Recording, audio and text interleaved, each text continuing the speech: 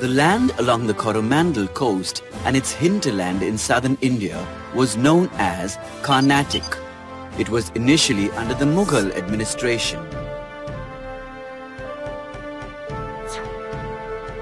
However, after the death of Aurangzeb in 1707, the Nawab of Arcot announced his independence and assumed power over the Carnatic region. Around the same time, arch-rivals Britain and France were engaged in a serious power struggle to oust each other from India. Their rivalry intensified further in India due to their political differences in Europe.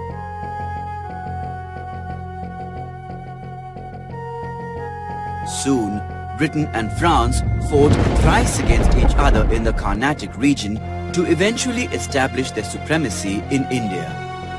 These wars were called the Carnatic Wars.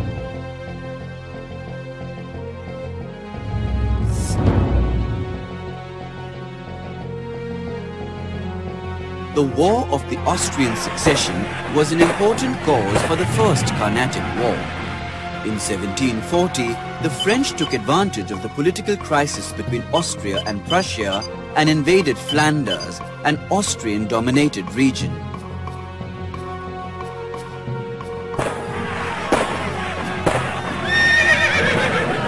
In retaliation, several Austrian allies, including Britain, sent their troops to tackle the French.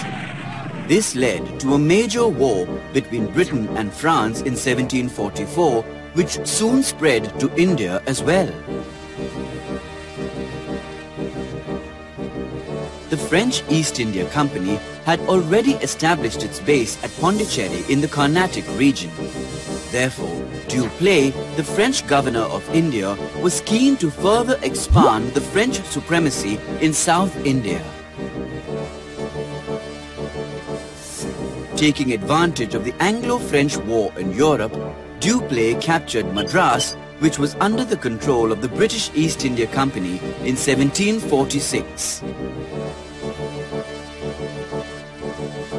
The British immediately requested the Nawab of Carnatic, Anvaruddin, to intervene.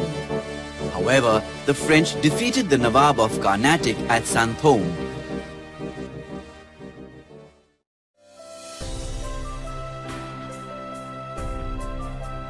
By 1748, even the War of Austrian Succession came to an end in Europe.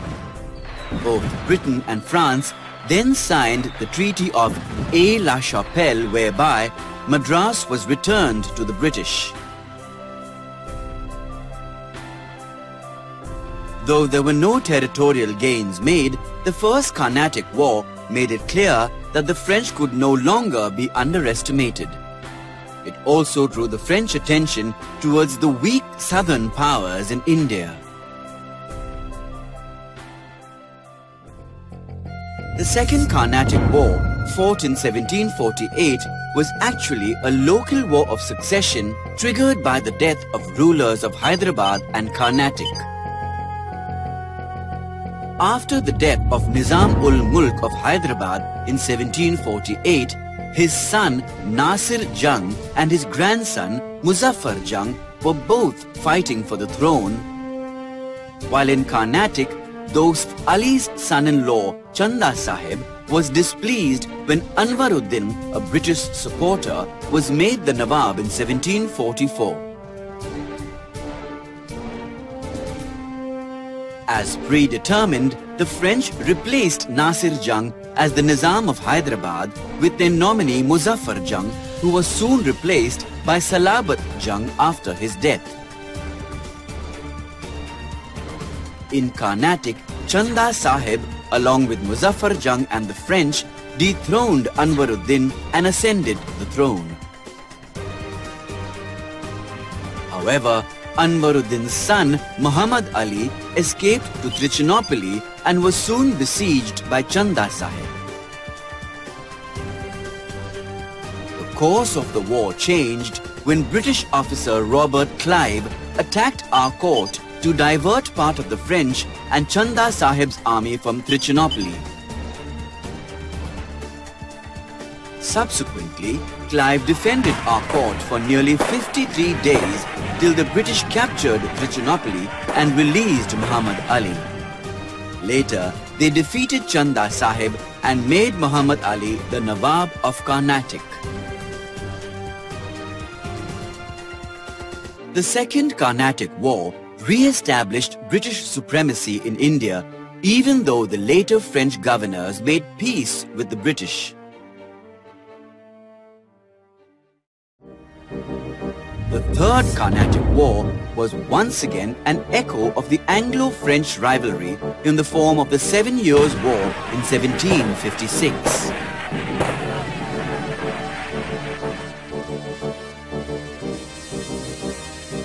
Soon, the battlefield shifted to Bengal in 1757, wherein the British solidified their position with the victory at the Battle of Plassey. In the meanwhile, the French general at Hyderabad attacked Madras, leaving the gates open for the British to capture Hyderabad. Once Hyderabad was captured, the British concentrated on Madras and defeated the French at Wandiwash in 1760. By 1761, the French surrendered Pondicherry, their commercial base, to the British. The Third Carnatic War ended with the end of the 7 Years' War in 1763. However, as per the Treaty of Paris, the British returned all the captured French provinces. The success of Britain at the Carnatic Wars greatly amounted to superior naval power and mastery over sea routes, which provided them with steady supply of arms and other supplies. Besides, a strong and stable economy ensured continuous flow of funds. Other success factors were freedom from government control and interference, efficient leadership, and well-coordinated efforts.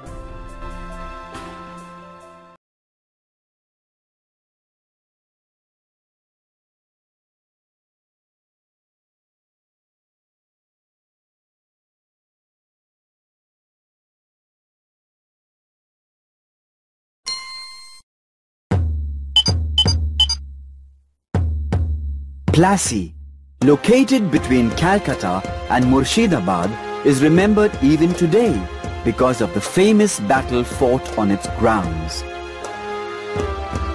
The factors that led to this war were firstly, the Nawab of Bengal refused to grant concessions to the East India Company for its trade.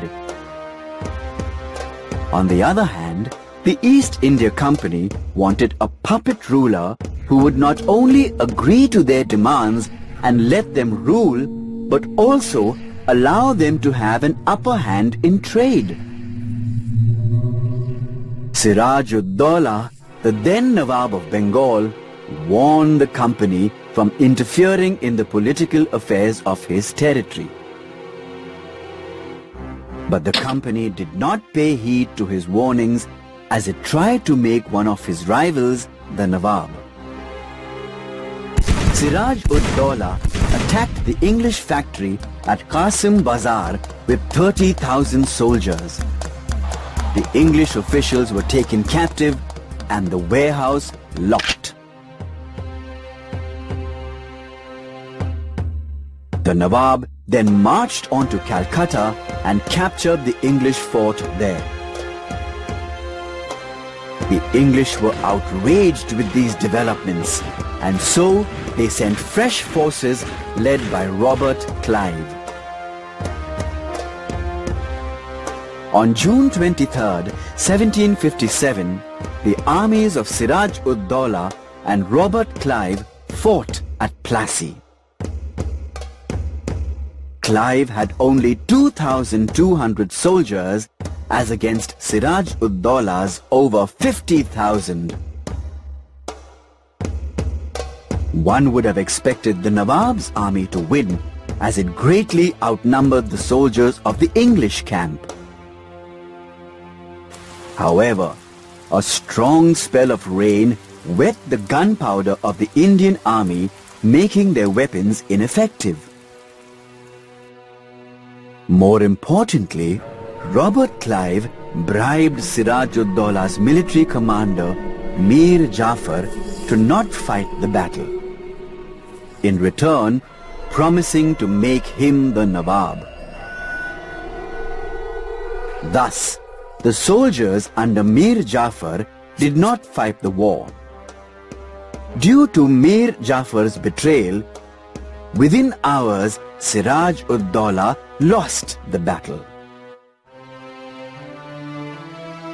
The Nawab's loss was the East India Company's gain. The entire province of Bengal came under the rule of the British. The Battle of Plassey earned its significance in Indian history as the battle that helped the East India Company to establish its rule. The Battle of Plassey, fought between the East India Company and the Nawab of Bengal, helped the East India Company to establish its rule over Bengal. The company appointed Mir Qasim as the new Nawab of Bengal. Once he assumed office, he rewarded the company with zamindari rights.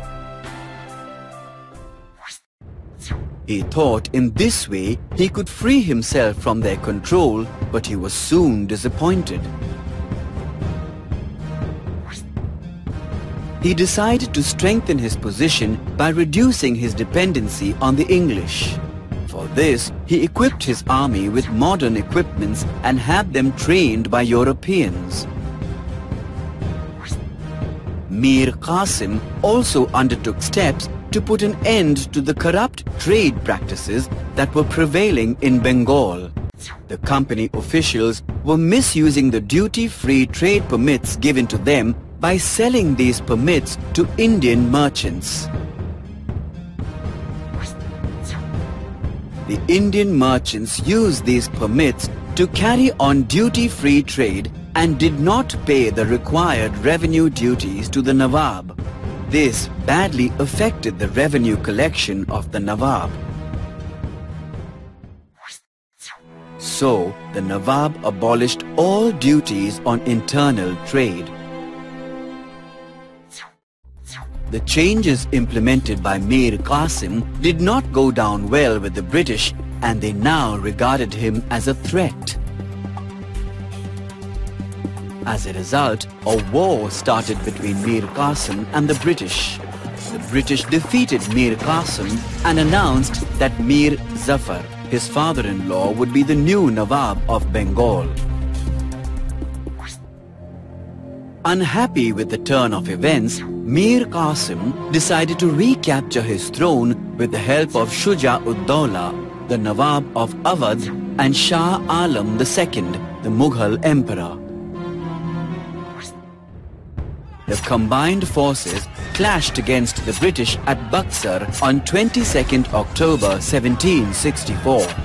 In this war, Mir Qasim and his allies were defeated. As a result, a treaty was signed between the defeated rulers and the British. This was known as the Treaty of Allahabad. According to the terms of the treaty, the Nawab of Awadh had to give away the districts of Kora and Allahabad to the Mughal emperor. The Nawab of Awadh was required to pay a war indemnity of 50 lakhs to the East India Company.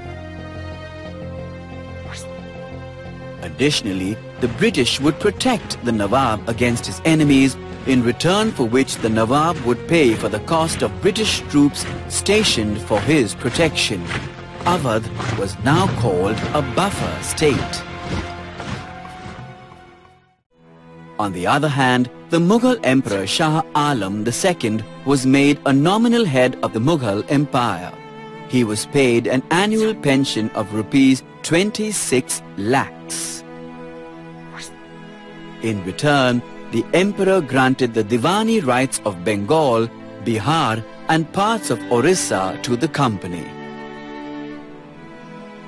Meanwhile, the Nawab of Bengal, Mir Qasim, was replaced by Mir Zafar. Thereafter, the position of the Nawab of Bengal was reduced to being a mere puppet, as the Nawab lost all military and administrative powers to the company. Thus, from 1765, the English East India Company became the real ruler of Bengal. Following the Treaty of Allahabad, Robert Clive set up a new system of administration in Bengal known as the dual government.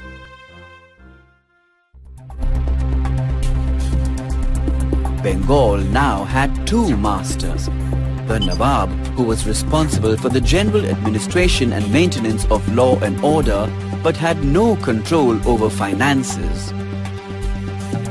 while the company was responsible for collecting revenue and wielding control over the military without having the responsibility of running an administration.